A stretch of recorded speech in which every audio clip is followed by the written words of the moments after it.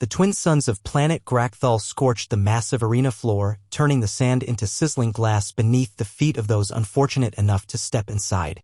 Crowds of 100 species roared from their stands, tentacled beasts, scaled monarchs, silicon-based intellects, cheering for carnage, for blood, for the ancient tradition of the trial of extinction. The rules were simple. Any species deemed too weak by the Galactic Conclave had one final chance to prove its worth by sending a champion to fight in the arena against the best warriors of the galaxy. If they lost, their homeworld would be sterilized and their name erased from history. This time, the condemned were humans. Pitiful apes, hissed Warlord Juvkor, a 12-foot insectoid general from the Vorth Empire. They should have accepted their annihilation with dignity.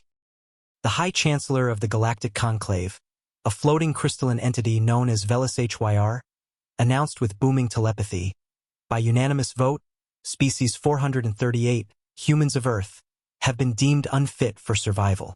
They may present a champion. A hush fell over the arena. From a massive gate, a single figure emerged.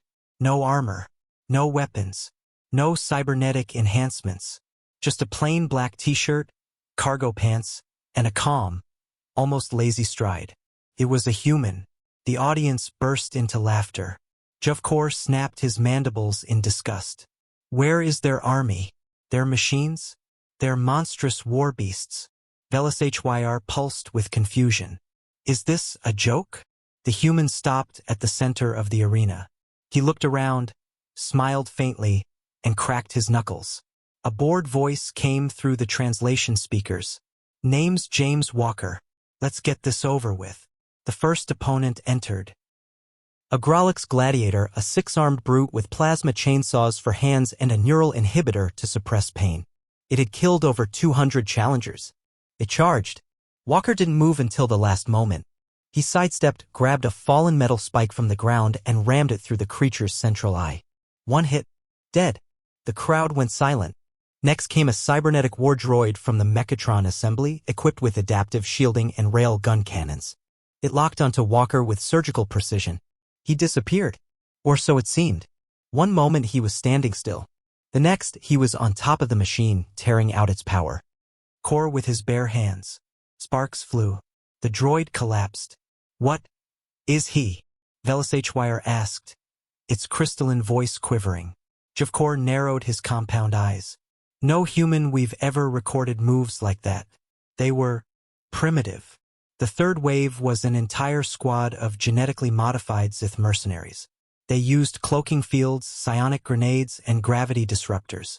None of them lasted more than 20 seconds. Walker moved like a ghost. His strikes were surgical, his awareness uncanny, and his expression never changed from that faint, unsettling calm. After the 10th kill, whispers began to spread through the arena. They said humans went extinct in the Orion Wars. No, some say they disappeared voluntarily. I heard their soldiers fought black hole cultists with only knives. When the 50th opponent fell, Velis HYR halted the match. This cannot be. What variant of human is this? From the stands, an old Tlarn scholar trembled. He's Ghost Protocol. All eyes turned to him. What? Velis HYR demanded. The Tlarn's voice cracked. An Earth myth. During their final century, they created operatives so dangerous, so uncontrollable, that they weren't recorded in databases. No implants. No affiliations. Just pure instinct, training, and terror. When humanity left the galactic stage, they left behind whispers of one warning: if you ever threaten Earth again, they will come back. Juvkor snarled. Lies. Earth is a dust ball. Their armies are gone. The human looked up at the high seats. His eyes, sharp, calculating, locked on the warlord. Come find out, James said softly. Juvkor jumped into the arena in rage. I will tear you apart myself. 10 seconds later, his mangled body lay motionless. The audience erupted in panic. Walker stood alone, unscratched. Velis HYR shimmered violently.